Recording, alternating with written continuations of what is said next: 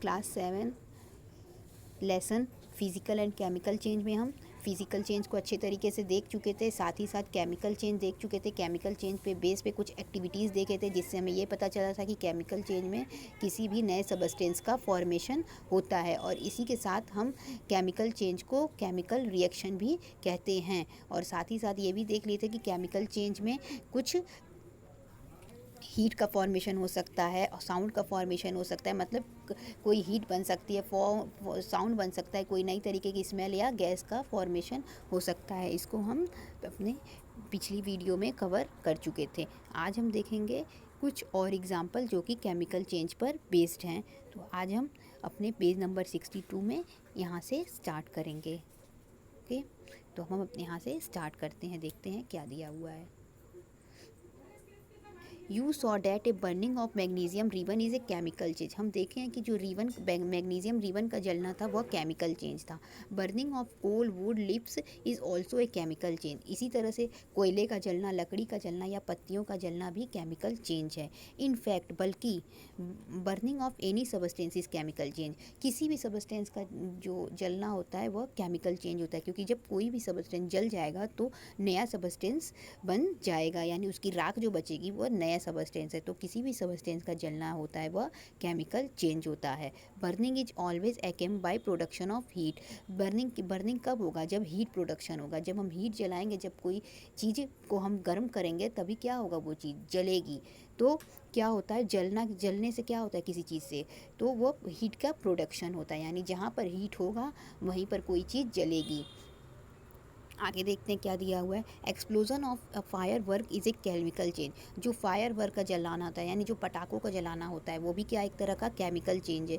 You know that such A explosion produces heat, light, sound and unpleasant gases that pollute the atmosphere. हम जानते हैं कि explosion करने से, जब हम पटाखों को किसी जलाते हैं तो क्या होता है, उसमें से हीट भी निकलता है, कुछ गर्मी भी निकलती है, लाइट भी निकलता है, उसमें से कुछ उजाला भी निकलता है, कुछ साउंड भी निकलता है, कुछ आवाज़ें भी निकलती हैं, एंड अनप्लीजेंट गैसेज, और कुछ गैसेज भी निकलती हैं जो हमें क्या होती हैं, हमारे नाक में जाती हैं, हमें महक आता है उसका। यानी जब हम फायर वर्क जलाते हैं, पटाखों को जलाते हैं, तो उसमें से हीट निकलता है, लाइट निकलता है, गैस निकलता है, और साथ ही साथ कुछ अनप्लीजेंट स्मेल भी निकलता है। अनप्लीजेंट स्मेल किसका होता है? वह गैसेस का होता है, जो कि हमारे एटमॉस्फेयर को गंदा करता है, पॉल्यूट करता है। That is why you advise not to play with fire work. इसीलिए कहा जाता है, एडवाइस किया जाता है, सलाह दी जाती है कि हमें फायर वर्क के साथ नहीं खेलना चाहिए। When food gate spoiled it produce a foul smell. जब क्या होता है, खाना कभी कभी रखे रखे ख़राब हो जाता है तो उसमें से एक ख़राब तरह की महक आने लगती है, वो ख़राब महकने लगता है। Shall we call this change chemical change. तो क्या हम उसे केमिकल चेंज कह सकते हैं? बिल्कुल कह सकते हैं, क्योंकि जब खाना हमारा ख़राब हो जाएगा तो इसकी स्मेल चेंज हो जाएगी, कभी कभार उसका कलर भी चेंज हो जाता है। तो इस वजह से क्या है, वो एक तरह का केमिकल चेंज है, क्योंकि वहाँ पे नए सबस्टेंस का फॉर्मेशन हो जाता है, जिसकी वजह से क्या होता है, वो खाना हमारा ख़राब हो चुका रहता है। You must have noticed that a slice of an apple acquire a brown color if it is not consumed immediately. हम ये प्रायः नोटिस किए होंगे कि जब हम सेब को काट के रखते हैं तो उसका कलर क्या हो जाता है, काट देने के बाद ब्राउन हो जाता है, भूरे रंग का दिखने लगता है। यदि हम उसे जल्दी से जल्दी खत्म ना करें, कुछ देर के लिए रख दें, तो वो ब्राउन कलर का दिखने लगता है। If you have not seen this change in color, cut a fresh slice of apple and keep it away for some time. अगर आपने ऐसा नहीं देखा है कि एप्पल का कलर ब्राउन हो जाता है तो क्या करिएगा, एप्पल काट के रख दीजिएगा और उसे कुछ समय बाद देखिएगा तो क्या होगा, उस वो ब्राउन कलर का दिखने लगेगा, ब्राउन कलर का जो एप्पल है वह दिखने लगेगा। Repeat the same activity with slice of potato और ब्रिंजल। अगर एप्पल ना आसानी से मिल पाए तो हम इस एक्टिविटी को पोटैटो मतलब आलू और ब्रिंजल मतलब बैगन के साथ भी देख सकते हैं। यदि हम आलू और बैगन को भी काट के रख देंगे तो क्या होगा, उस पर भी ब्लैक या ब्राउन जम जाएगा, मतलब वो हमें जो वाइट पार्ट उसका होना चाहिए वो हमें ब्राउन कलर का या ब्लैक कलर का दिखने लगेगा, हल्का ब्राउनिश दिखेगा। The change of colour in these cases is due to formation of new substance. इसमें कलर का जो चेंज हो रहा है वो किसकी वजह से हो रहा है, किसी नए सबस्टेंस के फॉर्मेशन के वजह से हो रहा है। और not these changes are chemical change. तो क्या ये जो कलर का चेंज होना है ये केमिकल चेंज नहीं है, ये बिल्कुल केमिकल चेंज है। In chapter 5 you neutralize an acid and base. हम चैप्टर 5 में देखे थे कि एसिड और बेस क्या होते हैं, न्यूट्रलाइज हो जाते हैं। और न्यूट्रलाइजेशन क्या केमिकल चेंज है, न्यूट्रलाइजेशन केमिकल, क्योंकि जब एसिड और बेस न्यूट्रलाइज होते थे तो क्या बनता था, सॉल्ट बनता था, और सॉल्ट क्या हो जाता था, एक न्यू सबस्टेंस हो जाता था। इसलिए ये भी क्या है, एक केमिकल चेंज है।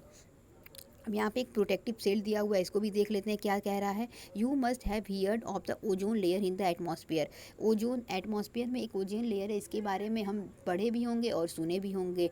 It protect us from harmful ultraviolet radiation which come from sun. और ये हमें सन से आने वाली जो यूवी रेज होती है उससे बचाता है। जो अल्ट्रावायलेट रेज होती है वो हमें, ओजोन लेयर हमें उससे बचाता है। Ozone absorb this radiation and break down to oxygen. Ozone क्या करता है, जो वहाँ से हार्मफुल गैसेस आती हैं ultra violet red, ozone layer उसको क्या कर लेता है, सोख लेता है और उसको हमारी पृथ्वी पर नहीं आने देता है। Oxygen is different from ozone.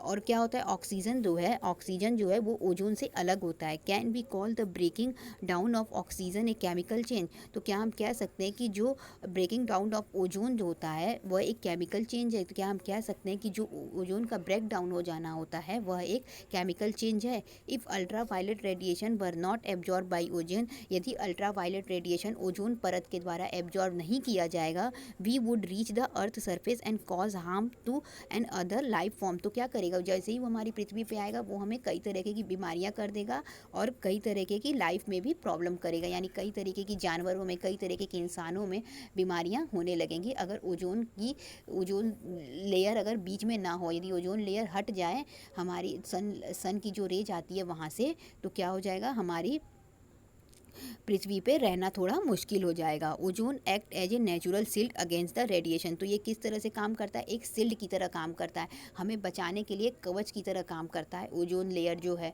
जो कि हमारे सन से निकलने वाली अल्ट्रावायलेट रेस को हमारे तक आने से रोकता है। अब यहाँ पे एक बूझो पहेली देखा जाए क्या सोचते हैं। We learn in chapter 1 that plant produce their food by a process of photosynthesis. हम चैप्टर 1 में देखे थे कि प्लांट अपना खाना फोटोसिंथेसिस के द्वारा बनाते हैं। चैप्टर 1 में क्या हम अच्छी तरीके से जानते हैं कि प्लांट अपना खाना किसके थ्रू बनाते हैं, फोटोसिंथेसिस के बनाते हैं। फोटोसिंथेसिस क्या है, उनके खाना बनाने का प्रोसेस है।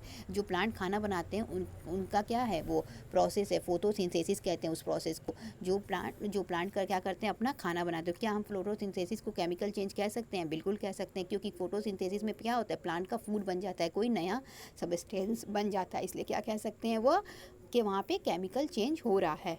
पहेली said that even digestion is a chemical change. तो पहेली भी यहाँ पे कह रही है कि जो खाने का पचना होता है वो भी क्या होता है, वह एक केमिकल चेंज होता है, कि उसमें भी क्या होता है, नए सबस्टेंस का फॉर्मेशन होने लगता है। अब इसके बाद दिया हुआ है रस्टिंग ऑफ आयरन, लोहे में जंग लगना। इसको हम अपने नेक्स्ट वीडियो में देखेंगे। Thank you.